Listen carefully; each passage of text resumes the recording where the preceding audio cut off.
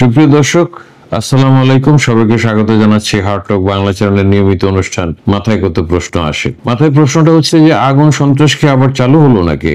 এর আগে 2014 সালের নির্বাচনের আগে এই বেশ কিছু গাড়িতে বাসে আগুন দেওয়ার ঘটনা ঘটেছিল। সেই সময়কার সরকার, আওয়ামী লীগ সরকার তখন এই অগ্নি সন্ত্রাসের বিরুদ্ধে উচ্চকণ্ঠ হয়েছিলেন যে দুর্বৃত্তরা এটা নাশকতা করতেছে এবং দেশের ক্ষতি হচ্ছে, এই সমস্ত কথা বলেছিলেন। এই প্রসঙ্গটা আবারও এসেছে এই কারণে, সেটা হচ্ছে 3 অক্টোবর সকাল 7:23 মিরপুর 10 নম্বরের কাছে সেনপাড়ায় আলিপ পরিবহনের একটি যাত্রীবাহী গাড়িতে আগুন দেওয়া হয়েছে। ঘটনাটা বিস্তারিত আসছে এইভাবে, সংবাদ মাধ্যমে আসছে এইভাবে, সেটা হচ্ছে যে আলিপ পরিবহনের একটি গাড়িটিকে ইঙ্গিতে থামায় কিছু লোক এবং থামানোর পরে যাত্রীদেরকে নামিয়ে দেয়। চালক এবং তার সহকারীকে পিটিয়ে বের করে দেয় গাড়ি থেকে, তারপরে আগুন দেয়। খবর পেয়ে 7:35 আগুন নিয়ন্ত্রণে আনে ফায়ার সার্ভিস। বিষয়টি নিশ্চিত করেছেন ফায়ার সার্ভিসের ডিউটি অফিসার রাশেদ বিন খালেদ। কাফরুল থানার ওসি যেটা বলেছেন আব্দুল্লাহ আল মামুন, যে এই ঘটনা একটা মামলা প্রক্রিয়াধীন আছে এবং ঘটনাটি তারা গুরুত্ব সহকারে তদন্ত করে দেখতেছে। তবে একটা বিষয় আসছে, সেটা হলো যে এই আলিপ পরিবহনের কিছু স্টাফকে কিছুদিন আগে চাকরিচ্যুত করা হয়। এই বিক্ষুব্ধ এই স্টাফরা ঘটনাটা ঘটিয়েছেন বলে অনেকে মনে করতেছেন। এর মধ্যে আরো কোনো রহস্য আছে কিনা সেটা সময়ই জানা যাবে। আর আরেকটা বিষয় এখানে আসছে, সেটা হলো যে ওই আগুন দেওয়ার সময় গুলির কোনো ঘটনা ঘটেছিল কিনা। ওসি জানিয়েছেন যে প্রাথমিকভাবে এরকম একটা অভিযোগ এসেছিল, পরে পুলিশ তদন্ত করে দেখেছে গুলির অভিযোগটা সত্য নয়, এরকম এই সময় কোনো ধরনের গুলি করা হয়নি। যাই হোক, বিষয়টা আসলে ইন্ডিকেটিভ।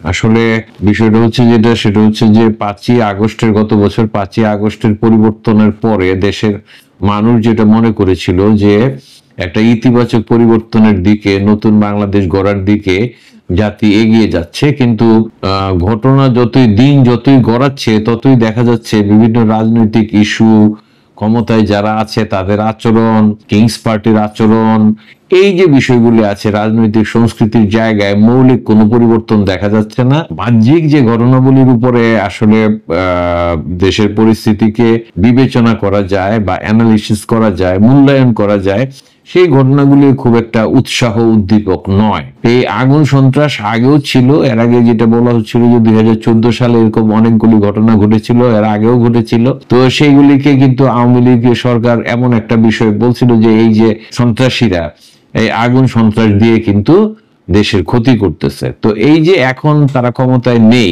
এই মাঝখানে কিছুদিন যাবত আলোচনা হচ্ছে আওয়ামী লীগ ফিরে আবার আসতেছে কিনা এই দেশে, এটা নিয়ে অনেক সময় আতঙ্ক বিরাজ করতেছে, অনেকের মধ্যে শঙ্কা দেখা দিচ্ছে। তো বিশেষ করে ডক্টর মোহাম্মদ ইউনূস জাতিসংঘের অধিবেশনে গিয়ে সেখানে যে একটা ডিজিটাল সংবাদ মাধ্যমকে যে সাক্ষাৎকার দিয়েছেন, সেখানে আওয়ামী লীগের ফিরে আসার ব্যাপারে এরপর থেকেই খুব প্রবল ভাবে আলোচনা হচ্ছে। তো এই সমস্ত উপাদান, এই যে বাসে আগুন লাগানো হলো, এটা শুধুমাত্র বিক্ষুব্ধ চাকরিচ্যুত স্টাফরা করেছে নাকি এর পিছনে অন্য ঘটনা আছে, সেটাই কিন্তু আলোচনায় চলে আসছে। আসলে যেটা হয় যে আপনার যারা একটা যে জাতিটা দীর্ঘদিন যাবৎ এক ধরনের সংস্কৃতির ভিতর দিয়ে এসেছে, এই যে নানা রকম নাশকতার ভিতর দিয়ে এসেছে, তারা অনেক সময় অন্য দুর্ঘটনাটাকেও ওই নাশকতার সঙ্গে মিলিয়ে ফেলে, আশঙ্কার জায়গা তৈরি হয়, শঙ্কিত হয়ে পড়ে আশেপাশের সাধারণ মানুষ এবং পর্যবেক্ষকরা।